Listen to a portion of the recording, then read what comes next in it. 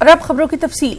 हज 2020 की तैयारियां शुरू कर दी गई हैं। सफर हज की तैयारियों से मुतालिक एक जायजे मीटिंग में वज़ीर अक़लियती उमूर मुख्तार अब्बास नकवी ने ऐलान किया कि हज के लिए दरख्वास्त दाखिल करने की तारीख 10 अक्टूबर 2019 से 10 नवंबर 2019 रहेगी। मुख्तार अब्बास नकवी ने वाज़ेह किया कि इस मरतबा हज से जुड़े तमाम कामकाज ऑनलाइन होंगे। हज 2020 से मुतालिक दिल्ली में जायजा मीटिंग। वज़ीर अक़लियती उमूर मुख्तार अब्बास नकवी की सरबराही में हुई मीटिंग में हज इंतजामात को बेहतर बनाने से मुतालिक लिए गए अहम फैसले।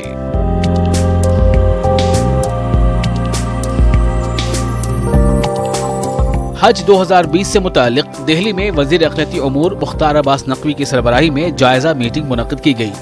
मीटिंग में वज़ारत अक़लियती उमूर के सेक्रेटरी व एडिशनल सेक्रेटरी समेत ज्वाइंट सेक्रेटरी हज, सऊदी अरब में हिंदुस्तान के सिफारतकार, हज कमेटी ऑफ इंडिया के चेयरमैन, जद्दा में हिंदुस्तान के कौंसल जनरल, वज़ारत शहरी हवाबाजी और वज़ारत खारजा के आला ओहदेदार शरीक हुए।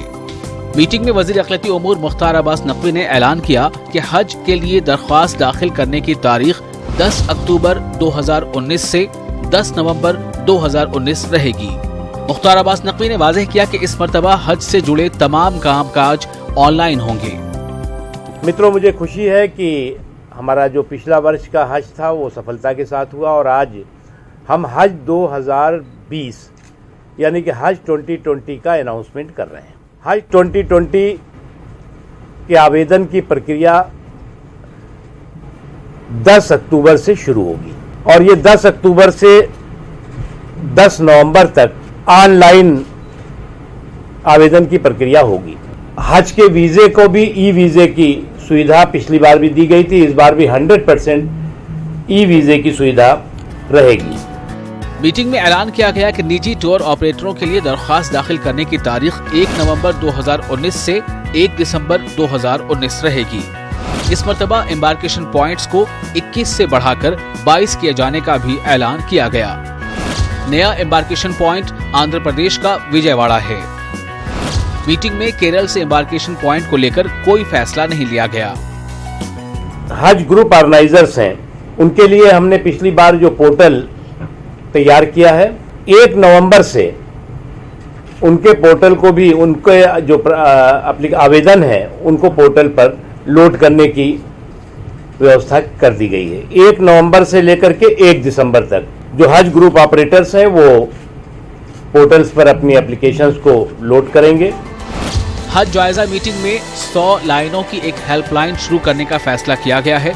वज़ीर अक़लियती उमूर ने उम्मीद जाहिर की कि हज 2020 के इंतजामात हज 2019 से मजीद बेहतर होंगे। न्यूज़ 18 उर्दू के लिए दिल्ली से खुदम शहजाद की रिपोर्ट।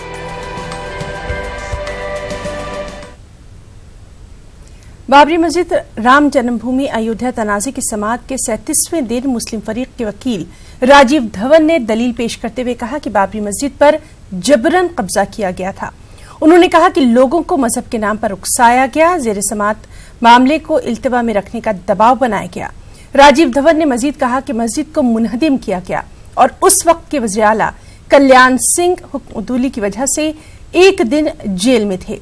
राजीव धवन ने अदालत से अपील की कि वो तमाम हक़ाइक़ को पेश नजर रखे। समाअत के दौरान chief justice of India Ranjan Gogoi ने वाज़ेह किया कि हफ्ते के रोज मुतवक्किल समाअत नहीं होगी। अब इस मुकदमे की समाअत 14 अक्टूबर को होगी क्योंकि दशहरे की वजह से सुप्रीम कोर्ट में पूरे हफ्ते की छुट्टी है।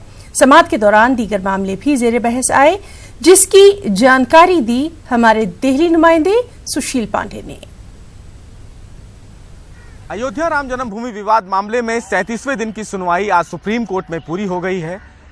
इस मामले की सुनवाई के दौरान हिंदू पक्षकारों की तरफ से जन्म स्थान को लेकर तमाम विद्वानों और पुराणों के द्वारा सुप्रीम कोर्ट को ये बताने की कोशिश की गई कि जन्म स्थान की पवित्रता अपने आप में आस्था का प्रतीक है और भगवान श्री राम जिस स्थान पर पैदा हुए वो अपने आप में न्यायिक जूरिस्ट पर्सन के रूप में देखे जा सकते हैं।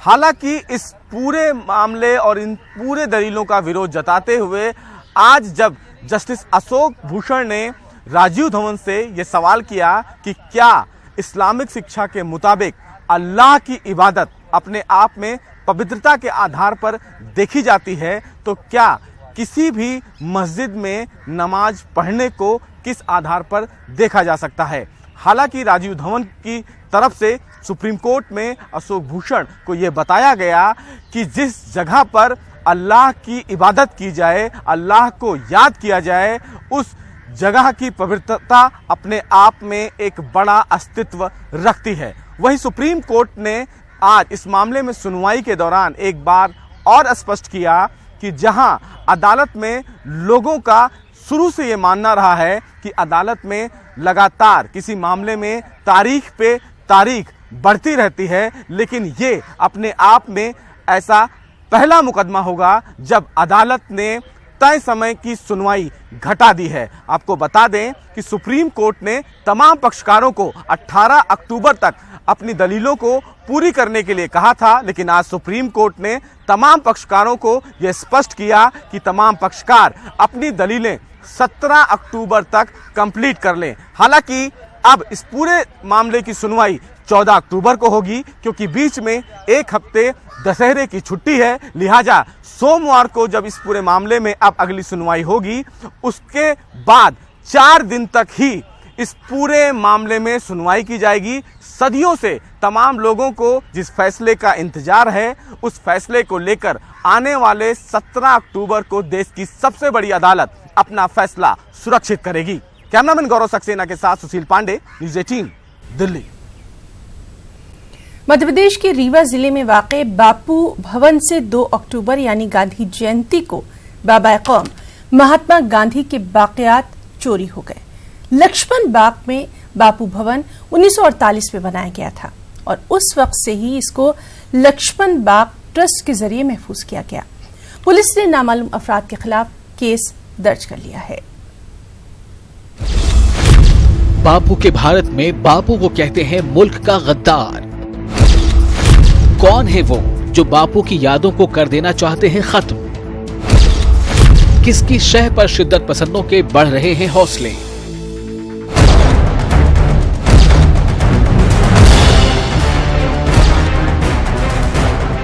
भारत में शिद्दत पसंदों का एक ऐसा गिरोह फल फूल रहा है जो बापू के हिंदुस्तान में बापू को मुल्क मुखालिफ कहता आया है। ये गिरोह बापू के नजरियात और ख्यालात को सरेआम झुटलाता है और बापू के कातिल को सराखों पर बिठाता है। अब कुछ ऐसे लोग भी इस मुल्क में खुलेआम घूम रहे हैं जो बापू से जुड़ी यादों को खत्म कर देना चाहते हैं। ये मध्य प्रदेश के रीवा जिले में वाक़े बापू भवन है।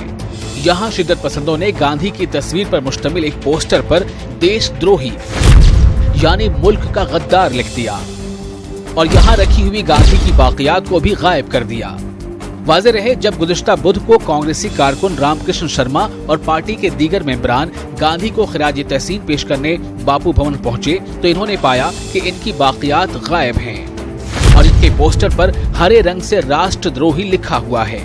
पूरे देश के अंदर कुछ लोग गोडसे की विचारधारा को आगे बढ़ाना चाहते हैं, उन्हीं के द्वारा या किसी शरारती तत्व द्वारा यह कार्य किया गया है और इसकी विधिवत मैंने कलेक्टर साहब से एसपी साहब से कहा है कि इसकी जांच कर जो भी दोषी हैं उनके ऊपर कार्रवाई करें, नहीं तो कांग्रेस पार्टी एक बड़ा आंदोलन खड़ा करेगी। इस मामले में रेवा पुलिस ने नामालूम अफराद के खिलाफ आईपीसी की दफा 153B, 504 और 505 के तहत एफआईआर दर्ज की है।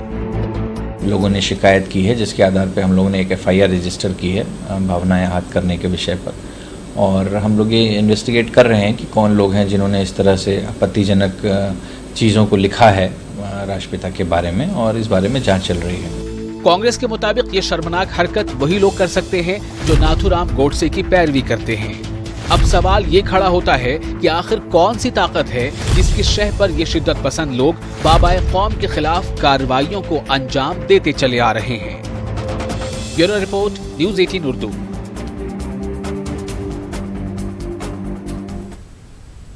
कर्नाटक से खबर है जहां की अपोजिशन जमातों ने एनआरसी पर रियासती हुकूमत को निशाना बनाया।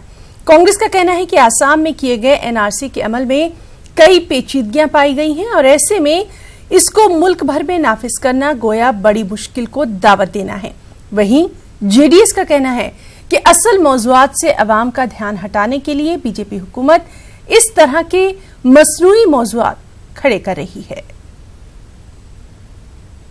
इलीगल इमिग्रेंट्स को बेशक आप देश के बाहर कीजिए, उसमें हमारा कुछ ये नहीं है, आक्षेप नहीं है, बट प्रॉब्लम ये आ रहा है कि जो इनके सिस्टम में है, आपका भी शक है, मुझ पे भी शक है, वो प्रॉब्लम है हमारा। जो बॉर्डर पे जाके लड़े हैं उनको बोल रहे कि तुम सिटीजन नहीं हो। आवाम इस बात से को देख रही है कि किस तरह से मेन इश्यूज को डाइवर्ट करने के लिए एक artificial issues Bharatiya Janata party, आज हमारे होम मिनिस्टर मैं समझता हूँ कि बोम्मई, उन्होंने फिर उसको एनआरसी को यहाँ पे कर्नाटका में इम्प्लीमेंट करने के लिए वो सोच रहे हैं। ये कहीं ना कहीं एक कोर इश्यूज को, मेन इश्यूज को, किसानों के इश्यूज को, गरीबों के इश्यूज को डाइवर्ट करने के लिए, जहन डाइवर्ट करने के लिए इस तरह से इमोशनल कम्युनल कार्ड्स खेल के जो है पब्लिक को डाइवर्ट करना चाह रहे हैं। महाराष्ट्र में इंतखाबी सरगर्मियां उरूज पर हैं। एमआईएम सदर असदुद्दीन अवैसी महाराष्ट्र के दौरे पर भी हैं। वो रियासत में पार्टी उम्मीदवारों के हक में इंतखाबी मुहिम चला रहे हैं। उन्होंने मुंबई में मीडिया से बातचीत की। अवैसी ने मुजव्वज़ा शहरियत तरमीमी बिल की मुखालिफत की। उन्होंने बीजेपी पर जिन्नाह के 2 कौमी नजरिए पर अमल करने का इल्जाम लगाया। पॉलिटिकल रिप्रेजेंटेशन जब होगा तभी जाकर सही मानों में जो हमारे कॉन्स्टिट्यूशन में जो हमने हमारे बुजुर्गों ने जो प्रेम्बल में लिखा कि लिबर्टी, इक्वालिटी, फ्रेटर्निटी, जस्टिस, ये इन 4 चीज़ों को जो बाबा साहिब ने हमको दिया कि भाई आप इसको हासिल करो, हम उसको तब हासिल कर सकते। यही हमारा अहम मुद्दा और इशू रहेगा। हम सिटीजन अमेंडमेंट बिल लाकर जो इलीगल माइग्रेंट्स हैं उन सबको इंडिया का सिटीजनशिप देंगे सिवाय जो मुसलमान के। हमारा बोलना यह है कि ये अनकॉन्स्टिट्यूशनल है, क्योंकि कॉन्स्टिट्यूशन में जो फंडामेंटल राइट है, राइट टू इक्वालिटी का एक बहुत बड़ा हमारा सेक्शन है, आर्टिकल है, और कोई भी सरकार उस राइट टू इक्वालिटी के खिलाफ नहीं जा सकती। दूसरी बात यह है कि हमारे मुल्क में हमारे बुजुर्गों ने जो संविधान हमको दिया है, उन्होंने मजहब को इशू नहीं बनाया सिटीजनशिप को लेकर। तीसरा यह है कि अगर सिटीजन अमेंडमेंट बिल बीजेपी लाती है तो ये तो जिना के 2 नेशन थियोरी को आप मजबूत कर रहे हैं। अगर हम सिटीजन अमेंडमेंट बिल लेकर आएंगे तो फिर अनफॉर्चुनेटली हम लोग इजराइल और जो ओल्ड रोडेशिया था, अब जो मौजूदा साउथ अफ्रीका है, जहां पर डिस्क्रिमिनेशन किया जाता था, खुदा ना खास्ता हम उनकी लाइन में आकर ठहर जाएंगे। बुलेटिन में आगे बढ़ेंगे। उम्र के आखिरी पड़ाव पर हर शख्स की यही ख्वाहिश होती है कि जिंदगी खुशगवार तरीके से गुजरे और किसी के सामने हाथ न फैलाना पड़े। लेकिन अपनी हुकूमत होने के बाद भी अगर बुजुर्ग खवातीन को 2 वक्त की रोटी के लिए सड़कों पर उतरना पड़ जाए तो फिर आप क्या कहेंगे? भोपाल में गैस मुतासरा बेवा और बुजुर्ग खवातीन ने हाथों में रोटी लेकर अपना एहतजाज दर्ज करवाया। खास रिपोर्ट। हाथों में रोटी लिए एहतजाज कर रही ये बुजुर्ग खवातीन भोपाल गैस सानिहे के सितम की मारी हुई हैं। गैस सानिहे को गुजरे हुए यूं तो 3 दहाइयां गुजर चुकी हैं, लेकिन इन 3 दहाइयों में यहाँ की हुकूमतों ने इन्हें इतना मजबूर कर दिया है कि ये बुजुर्ग और बेवा खवातीन 2 वक्त की रोटी को भी मोहताज हो गई हैं। हाथों में सूखी रोटी लिए ये खवातीन हुकूमत से महंगाई के जमाने में माहाना पेंशन की रकम में इजाफे का मुतालबा कर रही हैं। बहुत परेशान हूँ सर, में कोई सहायता भी नहीं। आंगनबाड़ी की रोटी ला के खाती हूँ, नहीं हो तो मिर्ची से खा लेती। इतने परेशान हम, कोई दे देता, पहले काम करने जाती तो कोई मदद कर देता तो ठीक है, नहीं तो अपने घर पे बैठी रहती। ऐसी परेशान हाल हो रही हूँ। बस ये चाहती हूँ कि मेरी मदद हो और पेंशन बढ़ाई जाए, कम से कम 1000 हो जाए तो हम दोनों माँ बेटों का गुजारा हो जाए। झूठ क्यों बोले जी? हमसे मांग पहला तो लिख के दे दियो, फिर कहाँ पे नहीं दिए पैसा देना होगी, हमारी सब देना होगी। कब से नहीं मिली पेंशन 600 ही मिल रही है, जैसे कहीं पेट नहीं भरा हमारा। 600 रुपया में पेट भरा। आजकल तुम 600 रुपया में चाय पियो होगे, हमें कहाँ से पूरा होगा 1 महीना तक। ऐसा नहीं कि इन गैस मुतासरा बेवा और बुजुर्ग खवातीन के साथ सिर्फ एमपी की हुकूमत सितम ढा रही है, बल्कि मरकजी हुकूमत का रवैया भी ऐसा ही है। इस त्रासदी की विधवाएं हैं वो तो और भयंकर पीड़ा के दौर से गुजर रही हैं। पिछले 2 साल की पेंशन रुकी पड़ी है विधवाओं की, और इस सरकार ने तो बजट ही विधवाओं की पेंशन का रखा ही नहीं है, ना केंद्र ने रखा है ना राज्य ने रखा है। जो पेंशन राशि बांटी जा रही है वो ब्याज के पैसे से, जो 30 करोड़ रुपया पैसा मिला था 2011 में, उसी 30 करोड़ से अभी तक पेंशन बांटी जा रही। स्थिति ये है कि गैस पीड़ित विधवाओं की जो जीविका चलाने के लिए 1000 रुपये महीना पेंशन दी जाती थी वो नवंबर माह से बंद हो जाएगी। इन खवातीन की तादाद 34,000 के करीब है। अगर हुकूमत ने इनकी पेंशन के लिए बेहतर इंतजाम नहीं किया तो इनकी मुश्किलात में और इजाफा हो सकता है। न्यूज़ 18 उर्दू के लिए भोपाल से महताब आलम की रिपोर्ट। नाज़रीन, लखनऊ का नाम सुनते ही एक खूबसूरत शहर के नक्शोनिगार उभरते हैं, एक खुशनुमा मंजर नजर के सामने आता है। लेकिन ये लखनऊ का एक रुख है। अगर आप इस शहर की तस्वीर का दूसरा रुख देखेंगे तो आपको ये एहसास बखूबी हो जाएगा कि उत्तर प्रदेश की राजधानी नफासत और नजाकत के लिए अपनी खास शिनाख्त रखने वाले इस शहर का आखिर हाल क्या है। जी हां, आज लखनऊ के बेशतर इलाकों में लोग साफ पानी, सफाई और दूसरी बुनियादी जरूरतों को भी तरस रहे हैं। हम आपको दिखाते हैं लखनऊ से तारिक कमर की ये खास रिपोर्ट।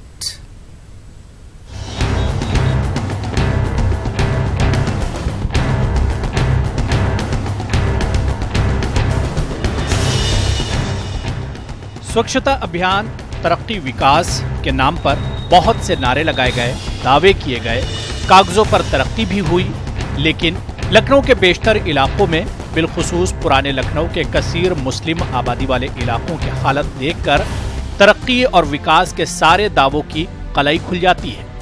बांस मंडी, नबीउल्लाह रोड, रकाबगंज, नखास, पाटा नाला चौक, मसाहिबगंज, गोलागंज, सिटी स्टेशन, किसी भी इलाके में चले जाइए, हर जगह गंदगी, गलाजत और ताफुन और आलूदगी का ऐसा एहसास जिसे लफ्जों में बयान करना मुश्किल है। न नाली है, न नदियान है, न कुछ, न सफाई होती है, नाली और गंदगी ऐसे रहती है। जमादार जब पैसा दो तो जमादार आता है, नहीं आता है। हाँ, पानी का बहुत गंदा आवत है, पीने लायक, खाना पकावे लायक नहीं रहता है, और पानी भर जाता है और गंदगी बहुत रहता है, नाली का परेशानी, हर चीज। सफाई नहीं है, पानी बड़ा गंदा आ रहा है, सफाई बहुत कम आ रहा है, जमादार बहुत कम आ रहा है। नहाने की तो बात छोड़िए, खाना बनाने और पीने के लिए पानी नहीं। सोचिए ये हाल है उत्तर प्रदेश की राजधानी लखनऊ में रह रहे उन लोगों का जहां से 6 किलोमीटर के फासले पर वजीर आला क़याम करते हैं। सैकड़ों मंत्री और अफसरान रोज गुजरते हैं। नाज़रीन, आपने देखा कि किस अंदाज से लोग परेशान हैं। आम शिकायत है कि पानी साफ नहीं मिल रहा है। एक ऐसे पानी की सप्लाई की जा रही है जिसको नहाने से बीमारियां बढ़ रही हैं। इस पानी से खाना नहीं बनाया जा सकता है। लोगों को शिकायत है कि बारीक बारीक कीड़े तक पानी मार रहे हैं, और ये हालत उन तमाम मुस्लिम अक्सरियती इलाकों की है जहां पर कसीर तादाद में लोग आबाद हैं। रकाबगंज, कसाईबाड़ा, अलीनगर, महमूद नगर और खदरा का रुख कीजिए तो हैरत होती है कि लोग किस तरह की जिंदगी बसर कर रहे हैं और अरबाब इक़्तिदार के दावों की हकीकत क्या है। लेफ्ट हैंड पे देखेंगे तो 2 मदरसे भी हैं, और जिसे जन मेरी 10 कदम पे प्रिंसिपल के घर के सामने गंदगी का अंबार है, गाय हैं, इस तरह की परेशानी। ना नाली की सफाई है, ना सड़क की सफाई है, और उसके हालात ये हैं कि आप देखिए गली गली बीमार लोग पड़ रहे हैं, गली गली आवाम जो है परेशानी का हालत ज़िंदगी गुजार रही है। हमारे मोहल्ले को पूरा दिखवा लीजिए, कूड़ों के अंबार, गंदगी। हिंदू भाई तो परेशान है, मुसलमान भाई तो परेशान है। गाय रोड पर बैठी हुई हैं, भगाओ तो उनको मार नहीं सकते हैं, ना उनको छेड़ सकते हैं गाय को, और वो भाग रही हैं, घूम रही वहीं पर। पूरा बदन खजुआ रहा है। किस वजह से? नहाने गंदा पानी, नहा रहे, नल के पानी आ रहा, पीने से गंदा आ रहा पानी, और नहाने 2 बार नहा खजुआ रहा पूरा बदन। फिर दूसरे पानी नहाता, गर्म पानी करके नहाता हूँ, तब फिर आराम होता थोड़ा। अफसोसनाक पहलू यह है कि इस मौजू पर तरक्की के दावे करने वाले लोगों की जबानें बंद हैं। नगर पालिका के चेयरपर्सन के पास आइंदा 2-3 दिन बात करने का वक्त नहीं। बीजेपी के लीडर कहते हैं कि हालात अच्छे हो रहे हैं, रफ्ता रफ्ता सब ठीक हो जाएगा। राजधानी की हालत ये है तो बाकी शहरों, कस्बों और देहातों का अंदाजा आप खुद लगा सकते हैं। न्यूज़ 18 उर्दू के लिए लखनऊ से तारिक कमर की रिपोर्ट। हैदराबाद के बादशाह कुली कुतुब शाह की दास्तान इश्क को अब उर्दू वाले आसानी के साथ पढ़ सकते हैं और इस दास्तान से लुत्फ अंदोज भी हो सकते हैं। जी हां, कर्नाटक के मारूफ अदीब प्रोफेसर मीम नून सईद ने पुरानी दक्कनी जबान में मौजूद कुतुब मुश्तरी को उर्दू में मुंतकिल किया है। खास रिपोर्ट। और नाज़रीन, आप ये खास रिपोर्ट देखिए। मुझे इजाजत दें। आदाब।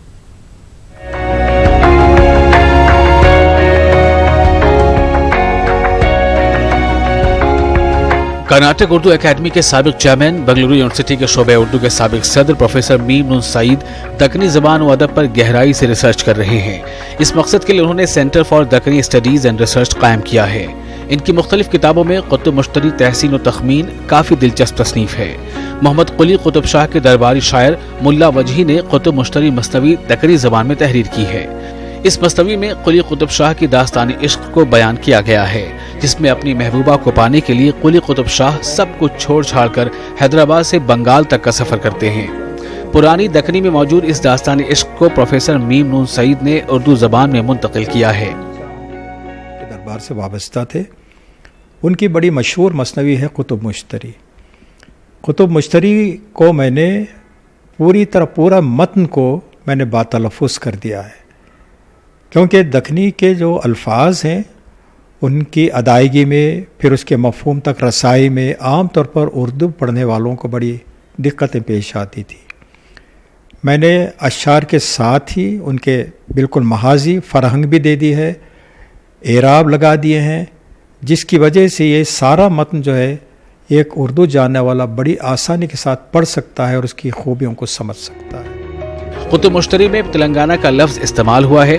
इस किताब में इश्क और हुस्न की बातों के साथ दक्कन की खूबसूरती और तरक्की को भी बयान किया गया है। वो जब अपनी महबूब मुश्तरी को हासिल कर लेता है तो उसे तरगीब देता है कि भाई तो बंगाला की शहज़ादी है, लेकिन दक्कन को चल, क्योंकि मेरा वतन बड़ा खूबसूरत है। और वो अपने वतन की हुस्न की और उसकी खूबसूरती की तारीफ़ करते हुए कहता है, दक्कन सा नहीं ठार संसार में, दक्कन सा नहीं ठार संसार में, नपच फाजिलां का है इस ठार में, दक्कन है नगीना अंगोटी है जग, दक्कन है नगीना अंगोटी है जग, अंगोटी को हुर्मत नगीना है लग।